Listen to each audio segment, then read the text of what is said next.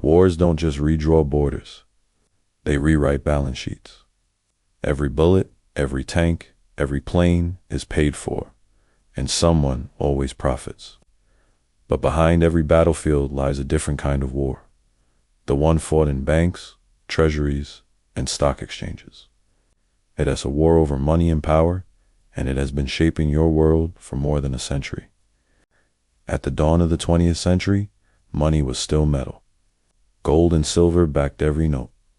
Governments could only spend what they held in reserve. But when the guns of August 1914 fired, that system collapsed. World War I was too big, too industrial, too expensive. The great empires of Europe, Britain, France, Germany, Russia discovered they couldn't pay for total war with gold alone. So they turned to something new: government debt. Britain issued war bonds. Germany printed Reichsbank notes.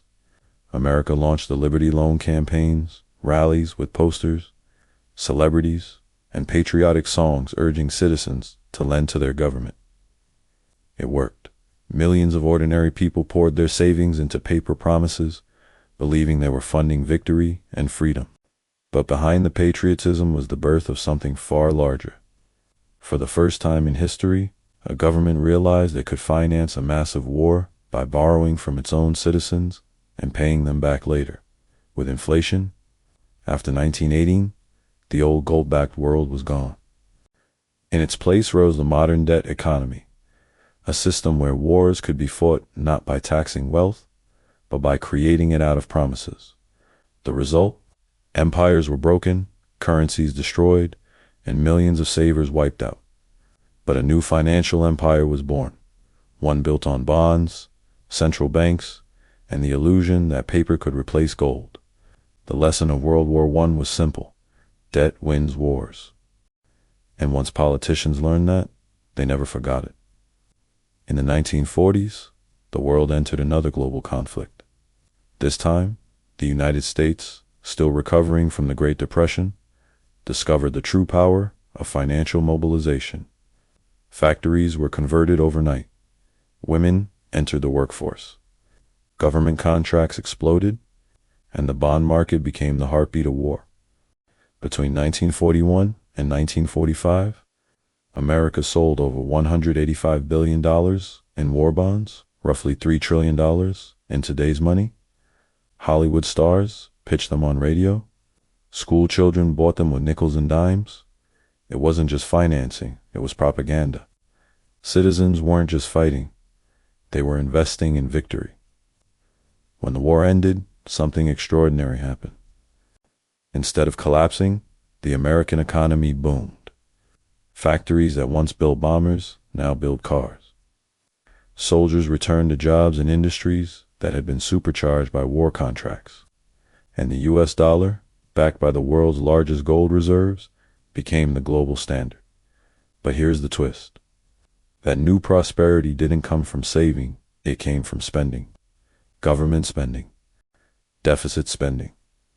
The kind of spending that once would have been unthinkable. The logic was seductive. If debt could defeat Hitler, maybe it could also defeat poverty, rebuild nations, and sustain growth. War had shown that printing money and borrowing big worked as long as the economy kept expanding. By 1945, America had become the banker of the world, and money itself had become political. The Bretton Woods system formalized the US dollar as the world's reserve currency, pegged to gold. Every major economy now depended on American credit and, by extension, American power. But every system that begins in strength ends in imbalance. And by the 1960s, the cracks were already showing. The Vietnam War wasn't just fought in jungles, it was fought on spreadsheets. President Lyndon Johnson's Great Society programs and the escalating war in Southeast Asia created the perfect storm. Massive spending, no tax increases, and the first taste of modern inflation.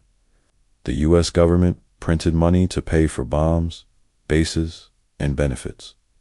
Foreign central banks, especially France, began demanding gold in exchange for dollars. By 1971, America no longer had enough gold to back its promises. So President Richard Nixon did the unthinkable. He closed the gold window. The dollar would float freely, untethered to metal for the first time in history. The result was chaos and transformation. Inflation surged. Oil prices exploded. But something far more powerful emerged from the rubble, the petrodollar. In the wake of the 1973 oil crisis, the U.S. made a deal with Saudi Arabia. Oil would be sold exclusively in dollars, and the profits would be recycled into U.S. debt and investments. In return, America would provide military protection and political backing. It was a financial masterstroke, a system that ensured global demand for dollars forever. From that moment, war, oil, and money became inseparable.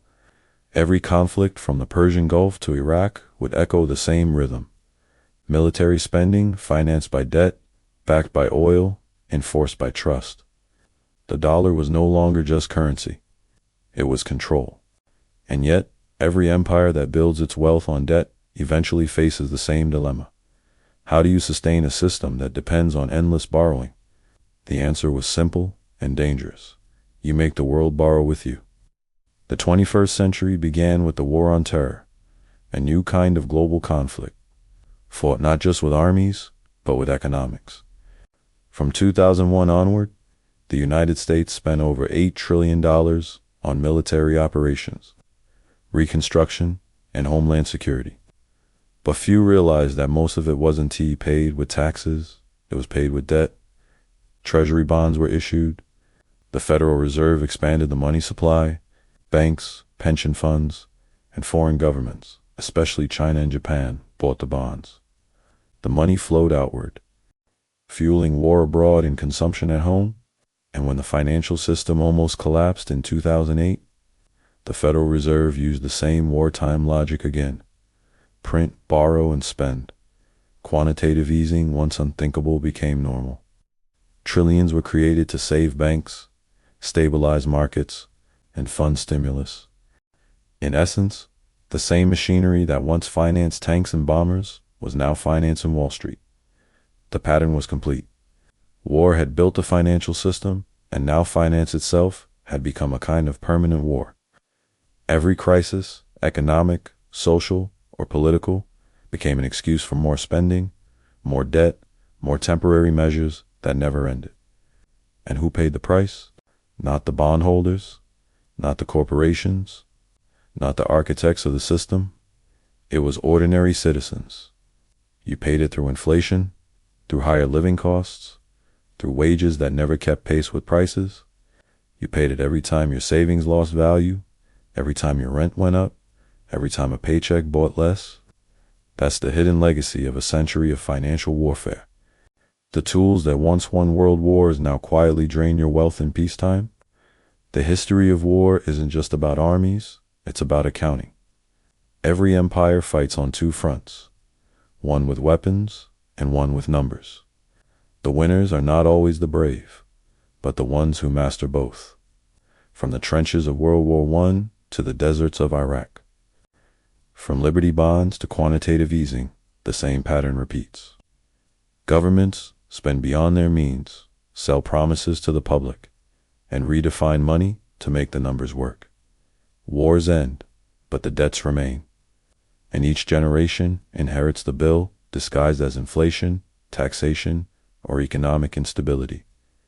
Understanding this history isn't just about the past. It's about seeing the structure we live inside, the way power converts conflict into profit and war into wealth. Because once you understand how war built the modern financial system, you start to see how your economy and your freedom are still shaped by the same game. The names change, the weapons evolve, the debts remain, and as long as debt keeps fueling power, peace will never be truly free. This is Capital Chronicle, where history reveals the price of power and the truth about money that textbooks never teach.